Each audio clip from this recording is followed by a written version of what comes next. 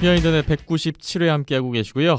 우리나라 남자 국가대표팀이 세계선수권 디비전 1 그룹 A 대회를 모두 마쳤습니다. 이번 대회는 카자흐스탄 누르술탄에서 진행이 됐었고 벨라루스, 슬로베니아, 우리나라, 카자흐스탄, 헝가리, 리투아니아 이렇게 총 6개 팀이 라운드 로빈 풀 리그 방식으로 진행을 했고 1, 2위 팀은 탑 디비전으로 승격, 최하위 6위 팀은 디비전 1 그룹 B로 강등되는 결과를 맞이했습니다. 저희가 지난주에 이어서 우리나라 경기 한 경기씩 리뷰를 해보고요. 대회 최종 정리하는 순서를 오늘 마련했습니다. 먼저 카자흐스탄과 리투아니아의 경기가 지난회 녹음 이후에 있었는데 3대1로 카자흐스탄이 역시나 예상했던 대로 승리를 거두면서 2승째를 올렸고 리투아니아는 2패째를 거뒀습니다.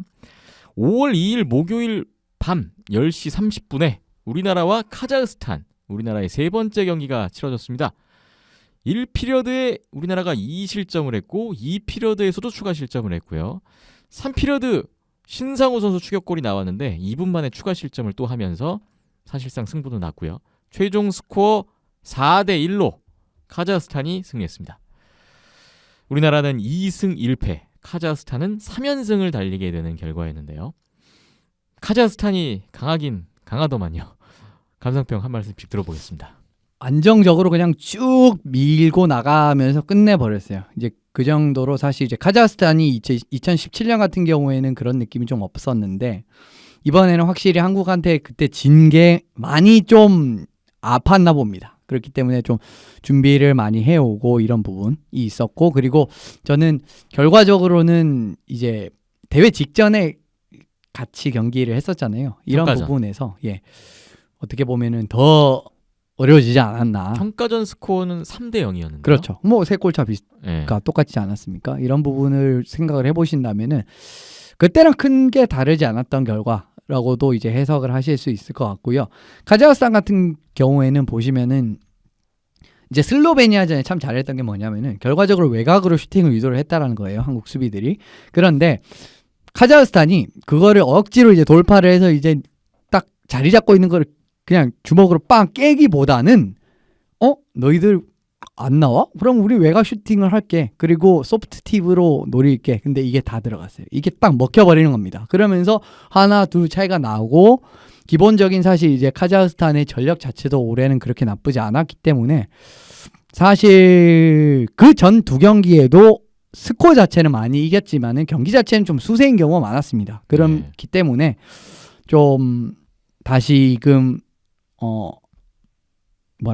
분위기를 바꿀 만한 여지 자체도 많이 남기지는 못했다라고 할 수가 있고 또 이 경기는 좀 아쉬웠던 게 뭐냐면은 1, 2경기 같은 경우에는 1라인에 아주 강력한 힘으로 승리를 했다라고 하면은 3차전부터 완벽하게 막히는 그림이 나왔단 말입니다. 네. 그런데 이게 사실 어떻게 보면 4차전 리투아니아한테 어느 정도는 좀 그 공략 방법을 알려준 경기가 되지 않았나. 상대팀이 우리나라 1라인을 어떻게 막아야 되는지에 그렇죠. 대한 어느 정도 해법을 대비법이라든지. 카자흐스탄이 줬다.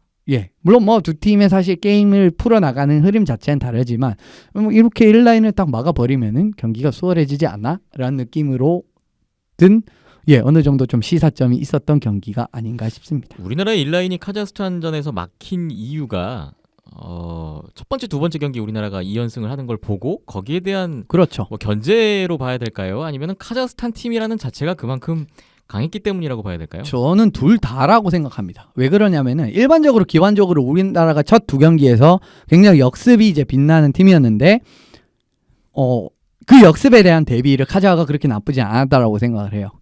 뭐 역습 부분에서 대비를 하기 위해서 약간 이제 수비를 조금 뒤로 이제 라인을 물린다든지 이게 다분히 역습을 의도를 한 거죠. 왜냐하면 트랜지션에서 역습에 나가면은 수비가 앞쪽으로 나갈수록 역습의 대응력이 떨어질 수밖에 없잖아요. 그런데 이제 좀 뒤로 물리면서 역습에도 완벽하게 대비를 하는 그림으로 나가게 되는 거고 기본적으로 카자흐가 이번에 멤버 자체가 상당히 좋았고요. 바리바리 달리는 요런 하키에서도 활동량 부분에서도 밀리지 않는 팀이기 때문에 여러모로 좀 우리나라 입장에서는 좀 많이 어려운 경기였다라고 저는 생각을 해요. 네. 박윤찬 PD님 어떻게 보셨습니까? 네.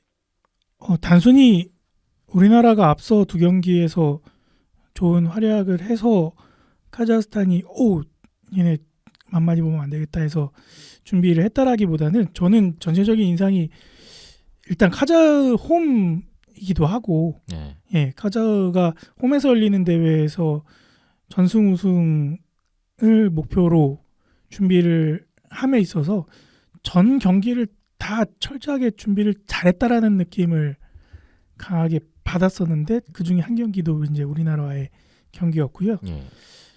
예, 그런 부분에서 완벽하게 준비가 된 것도 모자라서 거기다가 또 팀도 강하니까 상대 팀별로 각각의 준비가 네. 느껴졌다는 그렇죠. 말씀이시죠. 네, 그래서 전력도 강한데 이렇게까지 준비가 잘 돼 있으면은 예 비빌 수 없죠. 그리고 우리나라가 앞서 이현숙 기자님 말씀 주셨지만 우리나라가 갖고 있는 유일한 무기라 함은 역습인 건데 수비를 두텁게 하고 골텐딩을 바탕으로 역습을 노리고 한 방을 찌르는 거기에서 이제 상대의 균열과 멘붕을 불러일으키는 게 유일한 무기인데 그거를 이제 원천 봉쇄 당했고 뭐랄까 공수 골텐딩 모두 안정적이고 1, 2, 3, 4라인 모두 안정적인 상황에서 그 틈을 보여주지 않았다라는 것 자체가 강팀임을 증명하는 모습이었던 것 같고요. 네.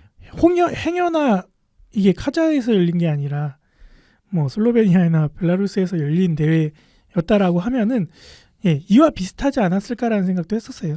예, 뭐 벨라루스에서 열렸으면 벨라루스가 똑같은 모습을 보여줬을 거고 슬로베니아에서 열렸으면 똑같은 슬로베니아도 그런 모습을 보여주지 않았을까 생각이 들 정도로 네. 그런 준비성에서 차이가 많이 났던 거가 느껴졌고, 예, 우리나라는 이제 딱 뒤에 뭐 리투아니아전도 얘기가 이어지겠지만 딱 분류가 나눠지죠. 강팀을 상대로 할 때, 그 다음에 또 비슷한 팀을 상대로 할 때 그런 모습들이 분류가 되는데 카자흐 상대로는 그 역습형이 잘 먹히지 않은 모습이었고, 예, 그 좀 피지컬도 많이 차이가 나는 게 너무 또 극명하게 보이기도 하고, 골텐딩이 슬로베니아, 헝가리랑은 다르구나라는 게 느껴지는데요. 네. 카자흐스탄. 확실히 그 이현숙 기자님이 최고의 탑 골리라고 말씀을 주셨잖아요. 그 레벨 차이도 느껴지기도 하고, 네. 예, 많이 어려운 게임이었고, 예, 고군분투했지만, 예, 앞서 리투아니아하고 카자흐스탄 경기도 이와 비슷했거든요. 그래서 어렵구나. 아직 벽은 실감 높이가 있구나라는 걸 실감하는 경기였죠. 한 가지 위안을 삼는다면 이번 대회에서 카자흐스탄을 이긴 팀은 아무도 없습니다. 그러니까요. 네. 그 정도로 카자흐스탄은 강했다 라는 느낌을 받고요. 우리나라가 첫 패배를 당했던 결과였습니다. 이날 리투아니아와 헝가리전도 있었는데 4대1로 헝가리가 이기면서 헝가리가 첫 승을 올렸습니다. 리투아니아는 3연패. 사실 이 경기도 강등팀을 결정하는 데 있어서 중요한 또 결과로 작용했던 경기였는데 헝가리가 웃었군요. 그리고 벨라루스와 슬로베니아의 대결이 있었는데 4대1로 벨라루스가 승리했어요. 슬로베니아가 동점까지 갔는데 결국 벨라루스가 3피리어드에 3골 승부를 갈랐습니다. 벨라루스가 3연승, 슬로베니아가 3연패를 당했던 결과였고요. 슬로베니아는 다음 날 5월 3일에 헝가리와 대결을 펼쳤는데 이날은 슬로베니아가 6대0 완승을 거뒀습니다. 슬로베니아가 3패 후에 첫 승을 올렸고 헝가리는 1승 3패째를 기록했어요. 5월 4일 우리나라와 리투아니아의 대결이 있었습니다. 오후 5시 경기였는데 토요일 오후에 많은 분들이 보셨죠. 1피리어드에 리투아니아에게 파워플레이 골을 내줬죠. 선제골을 내준 경기였고요. 3피리어드 초반에 김상욱 선수 동점골로 균형을 잃었는데 결국은 이후에 3피리어드 중반에 추가 실점 한 골차를 극복하지 못했고 최종 스코어 1대2로 우리나라가 패했습니다. 이날은 우리가 슈팅 수가 4경기 중에서 처음으로 5경기까지 봐도 우리가 유일하게 슈팅 수에서 앞섰던 경기였고요. 중간에는 우리나라의 골이 한번 취소됐던 장면도 있었고 결과적으로 석패가 됐고 우리나라가 2승 2패, 리투아니아는 1승 3패를 기록하게 됐습니다. 우리나라는 이 경기 결과로 운명이 결정이 됐어요. 승격은 실패, D1A 잔류 확정, 강등도 안 되는 걸로 확정이 된 상황이었고 남은 경기 결과에 따라서요.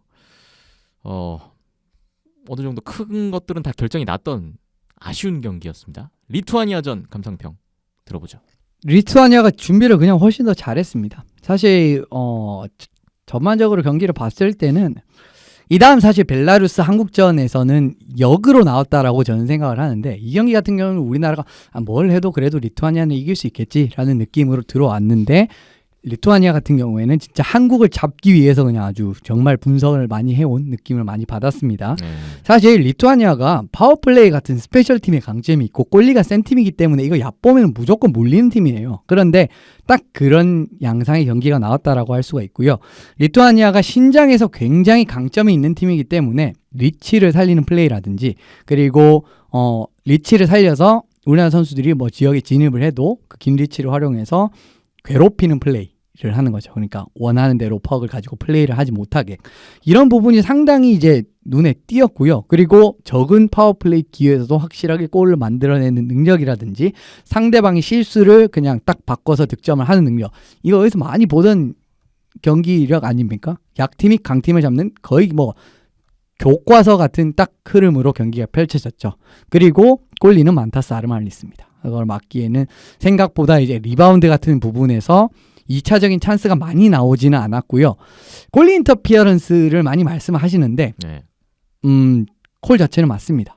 이거는 골리 인터피어런스가 맞고요. 왜냐하면은 김기성 선수가 크리스 안에 있는 아르말리스 선수의 글러브에 접촉이 있었습니다. 그런데 접촉이 있으면은 접촉 이후에 골이 터지면은 골이 인정이 되지 않습니다. 그거는 IIHF는 사실 NHL과도 사실 NHL이라도 골리가 이게 인터피런스가 불리는 상황이었는데 IIHF는 사실 더 규정이 빡세거든요. 그런 부분을 생각을 해보신다면은 이 콜 자체는 저는 틀리지 않았다라고 생각을 해요. 우리로서는 아쉬운 건 사실입니다. 수밖에 없는 판정이다. 이게 들어갔으면은 좀 분위기는 달라졌을 거라고 생각을 해요. 그런데 결과적으로는 골리 인터피어런스가 맞았고 취소가 된 부분 또 영향을 어느 정도는 주지 않았나 싶습니다. 그래도 어느 정도는 영향을 줘도 사실 우리나라가 그냥 기본 전력으로 본다면 리투아니아보다는 그래도 위거든요. 우세라고 할 수 있는 경기입니다. 그러면은 사실 잡을 기회가 없었냐라고 하면 그렇지는 않다라고 봐요. 그렇기 때문에 좀 아쉬웠지만 조금 더 경기를 집중력 있고 제대로 풀어나갔다면은 더 좋은 결과가 있었는데 좀 불의의 일격을 당한. 어떻게 보면 사실 D1A 팀은 항상 뭐 다 약점이 있다라고 제가 뭐 지난 방송에도 계속 언급을 드리지 않습니까? 어떻게 보면 한국의 약점은 이런 부분이지 않나 싶습니다. 네. 박민철 PD님은요? 지난주에 오광식 코치가 가장 위험한 팀이 리투아니아라고 가장 걱정이 된다고 하셨죠? 얘기를 주셨죠. 그게 현실이 되어 버렸고요. 비슷한 성향을 가진 팀에서는 준비성이 얼마나 더 있느냐가 차이가 있을 텐데 리투아니아 입장에서 생각을 해봤을 때 막 D1B에서 올라왔고 승격팀 입장에서 D1A에서 승격을 목표로 하기에는 현실적으로 무리가 있고 그러면은 만만한 팀을 하나 잡고 잔류를 해야 되는 그런 시나리오를 그릴 텐데 그러면은 위에 5개 팀을 쫙 봤을 때 제일 만만한 팀은 한국이고. 그죠, 맞아요. 우리나라는 저기 탑 디비전에서 떨어진 팀인데 만만하게 보였던 모양입니다. 그건 사실 그런 부분은 상대적인 거죠. 근데 저희가 봐도 그랬잖아요, 사실. 카자흐나 벨라루스나 슬로베니아, 헝가리 쭉 놓고 봤을 때는 우리나라가 떨어져 보이거든요. 그리고 동양 팀이라는 것도 불리한 점이 작용이 될 테고요. 그리고 작년에 일본을 기가 막히게 잡았습니다, 리투아니아가. 그런 것도 있을 거고요. 그래서 리투아니아 입장에서는 어떻게 해서든 우리나라 똑같이 다 전패를 한다는 입장에서는 한국전에 올인을 하고 잔류를 하겠다라는 목표를 세울 법하죠. 시나리오를 만든다면은. 그래서 그만큼 다른 팀들보다 오히려 더 한국 팀을 상대로 준비를 더 했을 거고요. 거기에 우린 물린 거고요. 그래서 결과를 얻었으나 근데 이제 앞서 두 경기를 한국이 잡은 걸 몰랐던 거죠. 그러니까 그런 부분에서는 이제 한국을 이제는 이제 다른 팀들도 만만히 볼 상대는 아니구나라는 걸 이번 대회를 통해서 이제 많이 느꼈을 거고요. 근데 이제 리투아니아 입장에서는 그 준비한 만큼의 소개 성과는 달성했으나 한국이 다른 팀들 상대로 이렇게 변수를 만들어낼 줄 몰랐을 거다라는 생각이고 지난주에 오광식 코치님 말씀 주신 것처럼 비슷한 성향에서 맞붙는 팀 상대에서는 우리나라가 좀 힘겨워하는 모습들이 자주 노출이 됐었죠. 이전에 뭐 재작년이었죠. 뭐 폴란드전이나 이탈리아전도 마찬가지고 약간 강팀들을 상대로 할 때와 비슷한 성향의 팀들을 상대로 했을 때는 오히려 더 그런 비슷한 팀들을 상대했을 때, 그러니까 비슷한 스타일의 팀들을 만났을 때는 더 고전하는 모습들이 노출이 되는데, 그런 부분에서는 뭐 연습 게임 말씀 주신 것처럼 팀의 약점 하나씩 갖고 있는 것 중에 하나인 거니까 네. 뭐 앞으로 보완해야 될 과제가 이제 나온 거죠. 네. 아쉽네요. 우리로서는 충분히 이길 수 있는 상대, 꼭 이겼어야 할 경기였으나 네. 이 패배가 결과적으로는 뼈아프게 됐고요. 네, 승격이 안 되는 결과로 이어졌어요. 우리나라가 이번 대회 보면 헝가리, 슬로베니아, 벨라루스 상대로 5골, 4골을 넣었는데 리투아니아에게 저득점으로 끝났단 말이죠. 이거는 어떻게 보세요? 이거는 사실 그런 부분은 아르말리스 꼴리가 참 이제 잘했다라는 부분, 그리고 2차적인 이제 찬스 같은 부분도 이제 리투아니아 선수들이 워낙 이제 사이즈가 크고 하다 보니까 네트 앞에서 이제 뭐랄까 버티면서 이제 리바운드를 주워놓고 이런 게 또 잘 안 됩니다. 왜냐면 사실 지금 우리나라 같은 경우에는 공격수 사이즈가 많이 떨어지는 게 사실이잖아요. 그런데 리투아니아는 기본적으로 선수들이 신장이 굉장히 큰 선수들이 많기 때문에 힘 같은 부분에서도 어떻게 보면은 밀리는 부분이 저는 있었다라고 생각을 하고, 아르말리스 꼴리도 역시 SHL 주전 꼴리답게 뭐 좀 허무한 리바운드 이런 부분을 허용을 하는 모습이 거의 나오지 않았어요. 그렇기 네. 때문에 전반적으로 좀 실패를 하고 말았죠. 양 팀 다 수비적인 성향이 강한 팀이잖아요. 그런 부분에서는 말씀 주신 것처럼 피지컬 차이가 가장 클 테고, 골문 앞을 파고들고 꼴리의 시야를 방해하고 이래야 되는데 그런 부분에서는 좀 밀리는 감이 없지 않아 있죠. 네. 우리나라가 아쉬움을 뒤로한 경기였고요. 이날 카자흐스탄 대 벨라루스의 경기가 있었습니다. 사실상의 결승전 양상이었는데 연장까지 갔어요. 연장 승부 끝에 최종 스코어 3대2로 카자흐스탄이 승리했습니다. 이렇게 되면서 이 두 팀이 승점을 나눠 먹으면서 결국 카자흐스탄, 벨라루스 두 팀은 모두 남은 한 경기 결과에 관계없이 최소 2위를 확보하고 승격을 함께 확정하는 결과를 맞이하게 됐습니다. 어느 한쪽이 카자흐스탄이 정규승을 거뒀어야 우리로서는 마지막 경기에 희망이 있었는데, 우리로서도 이제 이 경기 결과로 승격 좌절이 확정되는 경기였어요. 우리나라가 이미 운명이 결정된 상태에서 5월 5일 일요일에 마지막 벨라루스전을 가졌습니다. 1피리어드 2분여 만에 선제골 내준 경기였는데 이 피리어드에 신상훈 선수 동점골로 1대1을 만들었고요. 3피리어드에 들어가서 신상훈 선수가 3골을 더 넣었어요. 마지막 골은 엠티넷 골이었습니다. 4대1로 우리나라가 역전승을 거두면서 대회를 마무리했습니다. 신상훈 선수가 혼자서 4골을 넣는 기염을 토했고요. 이번에 뭐 상대 턴오버 있을 때, 뭐 역습일 때 중심에 서면서 또 본인의 장기, 스피드, 골 결정력까지 보여줬던 신상훈 선수였던 것 같습니다. 우리나라가 3승 2패 승점 9점으로 대회를 마치는 유종의 미를 거뒀고요. 벨라루스는 3연승 후 2연패로 대회를 마쳤습니다. 벨라루스전, 우리가 벨라루스를 잡은 것에 많은 분들이 놀라우셨잖아요. 두 분은 어떻게 보셨습니까?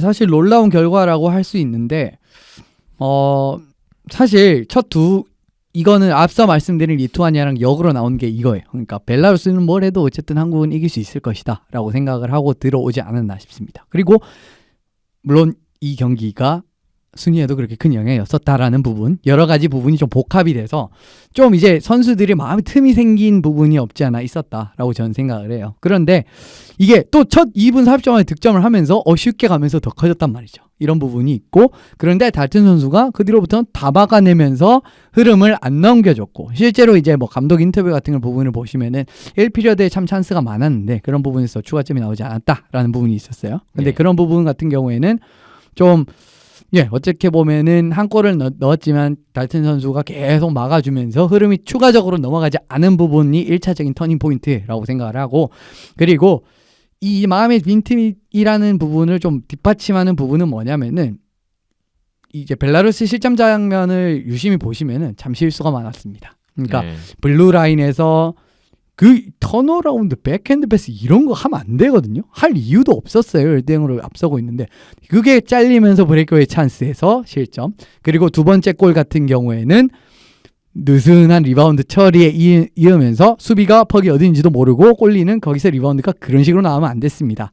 그런 부분에서 리바운드 골. 그리고 세 번째 골도 사실은 뭐 어시스턴트가 참 좋긴 했습니다만은 결과적으로는 뉴트럴 존에서 패스가 잘리면서 또 역습이 들어간 부분이었거든요. 그런 부분을 다 생각을 해보시면은 다소 느슨했다. 그리고 2대1로 역전이 당한 상황이 3피리어드 10분경이었는데 그때부터 이제 기어를 바꿔 껴서 압박을 하기에는 좀 늦은. 그러면서 무리수를 두게 되고 뒷공간이 계속 열리는. 어떻게 보면 좀 축구에서 어떤 좀 강팀이 약팀한테 딱 물리는 느낌으로 졌단 말이에요. 벨라루스가. 이런 부분은 사실 뭐 경기에서는 나올 수 있는 거고 이런 승리를 만들어내는 부분에서는 뭐 이런 거 당연히 칭찬을 해줘야 됩니다. 잘한 거니까요. 그런데 뭐 아주 많은 의미를 부여를 하기에는 뭐 그냥 1승 정도로만 생각을 하는 게 좋다라고 저는 생각을 하고요. 왜냐하면 뭐 앞서 설명드렸지만 뭐 슬로베니아도 이번에는 뭐 잘 잡아냈고 이런 부분이 있지 않습니까? 어떻게 보면 사실 이긴 게임은 다 좀 패턴이 비슷했습니다. 이런 부분도 있으니까 그냥 뭐 잘 이겼구나라고 정도 의미를 찾으시면 될 것 같고요. 벨라루스 보시면 참 이 왜 탑 디비전에서 다지고 떨어진 좀 D1A급 같은 느낌을 많이 받았어요. 이 네 번째, 다섯 번째 경기에서요. 네. 이제 이런 부분은 또 뭐 어떻게 보면은 벨라루스도 제공을 해줬죠. 원인을. 어떻게 보면 그 제공을 잘 먹는 능력이 생겼다. 요것도 제가 생각했을 때는 이번에 한국 대표팀의 성과가 아닌가 싶습니다. 네. 저희가 이제 프리뷰 시간을 준비를 했을 때 이현석 기자님이 벨라루스의 굉장히 강팀이긴 하지만 유일한 약점이라 한다면은 골텐딩을 네. 찝어주셨는데 그 부분이 제대로 노출된 경기였다라고 생각이 들고요. 이것은 비단 우리나라와의 경기뿐만 아니라 첫 경기에서 리투아니아와 상대를 했을 때에도 비슷하게 나타났던 약점이었는데 우리나라 경기에서 똑같이 반복이 됐던 모습이었고 경기 전반적으로 골텐딩 싸움에서 승부가 갈렸다라고 말씀 주신 것처럼 그게 맞는 것 같아요. 메탈트는 5경기 내내 너무 잘했고요. 벨라루스는 너무 흔들렸고요. 네. 그 골텐딩 차이가 결과까지 만들어냈다라는 생각이 들고요. 마음의 빈틈이 생겼을 때 우리나라가 갖고 있는 강점, 역습, 그 한 방 깊숙하게 찔러 넣는 것들이 잘 통했죠. 그리고 신사훈 선수가 이번 대회 6골을 넣고 득점왕을 했는데 대부분의 골들이 엠티넷 골들도 마찬가지고 그런 역습 상황에서의 브레이크어웨이 찬스를 스스로 골까지 만들어내는 장면이 3-4장면 나왔었죠. 네. 그게 우리나라 스타일을 대변해 주는 것 같고요. 프리뷰 시간 때 제가 또 그런 말씀을 드렸어요. 벨라루스 이번 대회 승격 강등 상관없이 가장 중요한 경기가 벨라루스 경기고 이 경기 결과에 따라서 우리나라 향후 몇 년간의 아이스하키 흐름이 결정될 것 같다라고 말씀을 드렸었는데 이겼으니까 좋은 흐름으로 가겠죠. 기대감을 품을 수 있는 결과죠. 네, 그 효과가 굉장히 클 거라는 생각이 들었고요. 흡사 월드컵 때 우리나라가 독일 잡고 그 암울했던 분위기를 반전시켰던 것만큼 이 경기도 그만큼의 가치와 의미가 있지 않을까. 뭐 상대가 방심을 하든 뭘 하든 이 정도의 네임밸류를 잡아내고 또 벨라루스뿐만 아니라 뭐 슬로베니아나 헝가리도 마찬가지고요. 이런 네임밸류의 팀들을 잡아내고 또 역전승도 많이 나왔고요. 그런 부분들이 향후 우리나라 아이스하키의 흐름에 굉장히 좋은 영향을 끼칠 것 같고 뭐 비단 20세나 18세 대표팀이 성적이 안 좋다고는 하지만 위에서 이렇게 해주면은 밑에서도 보고 배우겠죠. 그래서 참 많은 의미를 갖고 충분히 아시아리그 전까지는 즐겨도 되지 않을까 이 승리의 기쁨을 우리가 유럽 팀들을 네. 어떻게 잡아야 되는지를 잘 네. 보여줬던 대회인 것 같아요. 네, 벨라루스전까지. 레거시컵 때 엄청 암울했는데 네. 네, 이번 대회를 통해서 네. 참 분위기 반전을 일으킨 좋은 경기였던 것 같습니다. 네, 벨라루스전도 마찬가지고 사실 그 전에는 우리가 하지 못했던 것들을 이번에 해냈다는 것들도 경기 안에서 많이 볼 수 그러니까 있었고. 이전에 우리가 항상 전패하거나 아니면 안 좋은 경기 결과를 나왔을 때 우리나라 그럼 강팀들을 상대로 어떻게 해야 되지? 그럼 빠른 스피드를 장점으로 해서 이 장점을 살려 역습을 노리고 메탈튼을 강력한 골텐딩을 기반으로 해서 역습을 노리고 이걸로 해서 우리는 그게 해결책이야 뭐 이렇게 말로만 입합기를 했잖아요. 예. 예. 근데 그게 현실로 나타나고 그게 통했다는 거. 그게 이번 대회 가장 큰 성과 중에 하나겠죠. 그런 것 같습니다. 마지막 날에 슬로베니아와 리투아니아 경기도 있었는데 9대0 슬로베니아가 대승을 했고요. 리투아니아도 이 경기 이겼으면 강등을 면할 수 있는 기회가 있었는데 강등 확정됐습니다. 리투아니아. 슬로베니아가 3패 후에 2승으로 대회를 마감했고요. 카자흐스탄과 헝가리의 대결은 3대1로 카자흐스탄이 승리. 5전 전승으로 카자흐스탄이 이번 대회 우승을 차지했습니다. 이번 대회 최종 순위 카자흐스탄 1위, 2위 벨라루스, 우리나라가 3위, 슬로베니아 4위, 5위 헝가리, 리투아니아가 6위로 강등 이렇게 결정이 났어요. 우리나라는 리뷰를 많이 했으니까 다른 5팀에 대한 코멘트, 아까 댓글에 슬로베니아에 대한 좀 분석도 부탁을 드렸는데 한 말씀씩 들어볼까요? 카자흐부터 그냥 순위대로 말씀을 드릴게요. 카자흐가 이번 6팀 중에 제일 안정적이었습니다. 그런 부분을 제일 잘 증명해주는 부분은 카자흐가 이번 대회 유일하게 3골씩 이상 득점했는데 한 자릿대, 그러니까 실점이 5팀이 모두 지금 17점이 넘었는데 한 자릿대 실점입니다. 7실점했습니다. 그렇습니다. 이런 부분에서 가장 안정적이었다. 그냥 안정적인 전력으로 그냥 다 깨부셨다라고 할 수 있고요. 카자흐스탄은 또 니키타 미하일리스 같이 자국 출신 슈퍼스타가 한 명 등장을 했다라는 부분도 굉장히 반가운 소식이다. 그러니까 좋은 겹경사가 계속 겹치는 거죠. 그리고 5경기 같은 경우는 헬리크 카르손이 아니라 쿠드랍 셰프 선수가 나왔는데 이 선수가 제가 알기로는 레거시컵에도 왔던 선수로 기억을 합니다. 그런데 젊은 골리인데 이런 골리도 1실점을 뒷문 잘 잠근 모습 보이면서 홈에서 이만큼 좋은 대회를 치를 수 없다라고 생각을 하니까 결과적으로 우승을 했다라고 생각을 하고요. 예. 벨라루스 같은 경우에는 첫 3경기랑 마지막 2경기의 차이가 너무 심했어요. 첫 3경기 같은 경우에는 진짜 역시 탑 디비전에서 놀던 그 팀이구나 라는 생각이 들었는데 뒤에 2경기는 사실 그런 느낌이 없었습니다. 카자 같은 경우에도 1피리어드에 굉장히 빠르게 2실점을 하면서 흐름이 완전하게 틀어지는 장면이 있었고요. 그런 부분은 사실 탑 디비전에서 굉장히 오래 노른 팀이라면 이런 결과가 나와서는 안 됩니다. 어떻게 보면은 지금 바리스의 위치와 디나모 민스크의 위치가 완전히 다른 느낌이 된 거죠. 그러니까 지금 바리스 같은 경우에는 동부 2위인데 디나모 민스크 같은 경우에는 서부 거의 하위권이거든요. 그런 부분을 감안을 하셔도 참 차이가 많이 나는 어떻게 보면 벨라루스 하키와 카자흐스탄 하키가 좀 교차하는 느낌이었고요. 또 좀 안타까운 부분은 뭐냐면은 막심 수이스코라든지 샤랑고비치 이런 선수가 언더20 탑디비전에서 정말 두각을 나타냈던 선수인데 성인 무대에서는 전혀 두각을 나타내지 못하고 있구나. 젊은 피가 제대로 돌아가지 않는 느낌을 받았다. 결국 2등 할 팀이 2등을 했다. 근데 이번에 보시면은 좀 벨라루스 같은 경우에는 이건 거의 D1A 팀인데? 같은 느낌도 많이 받았습니다. 마지막 2경기가 그렇게 좋지 않았기 때문에요. 네. 슬로베니아 같은 경우에는 불이 너무 늦게 붙었습니다. 근데 이게 사실은 좀 1차전부터 4, 5차전 같은 경기를 쭉 이어졌다면 제 생각에는 충분히 승격 싸움도 해볼 수 있을 것 같은데 문제는 뭐였냐면 결과적으로 골리 부분에서의 컨디션 누가 컨디션이 좋은지 코칭 스텝에서 제대로 판단이 좀 어려웠다라고 생각을 해요. 예. 그라치나르 선수를 전 처음부터 가야 맞았다라고 했는데 핀테르치 선수가 리그에서는 참 잘했습니다만은 첫 2경기에서는 사실 패배의 원인이라고 할 수 있는 선수였거든요. 그런 부분에서 골리에서 구멍이 생겼다라는 점, 그리고 2차적으로는 얀 무르사크 선수가 나왔다면 굉장히 득점 부분에서 힘을 실어낼 수 있는 선수가 됐었겠지만 무르사크 선수가 대표팀 은퇴를 하는 바람에 공격에서 좀 빈틈이 생긴 다음에 로크티차르, 지가 예글리치, 얀 우르바스 같이 슬로베니아를 굉장히 대표하는 공격수들이 모두 이번에 부상으로 불참했습니다. 네. 그러면서 코피타를 혼자서 그냥 아주 다 해야 되는 상황이 됐어요. 그러면서 뭐 안제 쿠랄트 이런 선수도 좀 잘하긴 했는데 이 선수 사실 3라인 정도에서 딱 맞는 선수지 1, 2라인 선수 포워드라고 생각하지 않습니다. 그런 부분에서 아마 티차르, 예글리치, 우르바스만 나왔더라도 완전히 다른 느낌으로 갔을 거다라고 생각을 하고요. 그래도 좀 나은 부분은 얀 드로즈그 선수가 마지막 경기에도 4포인트하고 결과적으로는 마지막 굉장히 잘했습니다.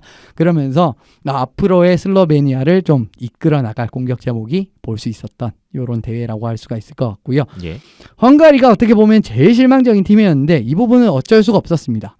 잠깐 언급을 드린 부분이 있는데 헝가리 감독이 최종전 이제 연습 경기 최종전에서 벤치에 쓰러지는 바람에 병원 신세를 지어서 이번에 감독 없이 헝가리는 대회를 임하게 됐어요. 예. 감독이 없다라는 부분은 아무래도 저는 하키라는 스포츠가 감독이 생각보다 영향이 굉장히 중요하다고 생각을 합니다. 계속해서 선수 교체를 해줘야 되고 맞는 전략을 대응을 해줘야 되는 부분인데 감독이 없는 이런 게 될 수가 없습니다. 그렇기 때문에 벌리즈를 처음부터 이제 한국전에서 기용을 한 선택부터 시작을 해서 게임이 틀어졌을 때 그 경기를 다시 돌리는 능력이 거의 없었어요. 이번에 헝가리 같은 부분은 그런 부분이 굉장히 좋은 전력에도 불구하고 어떻게 보면은 거의 강등권에 가까운 성적을 낸 이유가 아닌가 싶고요. 감독의 부재. 그렇죠. 크게 다가오고. 그게 제일 크다라고 생각합니다. 저는. 네. 그리고 리투아니아 같은 경우에는 자신들의 색깔을 보여주는 데는 성공을 했습니다. 그러니까 앞서 말씀드린 한국전에서 보여준 딱 그 컬러라고 할 수가 있는데 참 열심히 뛰는 팀이에요. 좋은 팀이고 그리고 D1B를 제압할 작년에 충분히 이제 힘이 있는 팀이라고 생각을 합니다. 그런데 결과적으로는 선수진의 이제 이 극복 이게 쉬운 게 아니거든요. 사실 거의 불가능합니다. 이제 1라인에만 의존을 하기에도 그렇고 아무리 이제 선수진이 보시면은 사실 한국전 같은 경우에는 이 리투아니아전 양상이 조금 더 좋은 팀이랑 붙었으면 골이 꽤 많이 났을 겁니다. 그러니까 상대한테요. 그만큼 찬스가 많이 나왔는데 스틱에 맞추지를 못하고 아무리 좋은 찬스도 더 날카롭게 가지 못하니까 그래도 2대1이 나왔어요. 그러니까 자신들의 하키를 보여주는 데는 성공을 했습니다만은 전반적인 D1 A와 B의 간극을 어쨌든 좀 보여준 팀이 아닌가 싶습니다. 네. 비슷한 내용들이 많긴 하지만 저도 거들면은요. 카자흐스탄 앞서 말씀드린 것처럼 홈에서 열리는 대회다 보니까 준비를 상당히 잘 했고 모든 팀들을 상대로 대처법이나 파해법들을 잘 준비를 해서 그게 그대로 적중이 됐던 모습이었고 충분히 탑TV 좀 올라갈 만한 자격을 갖춘 팀이었고요. 예.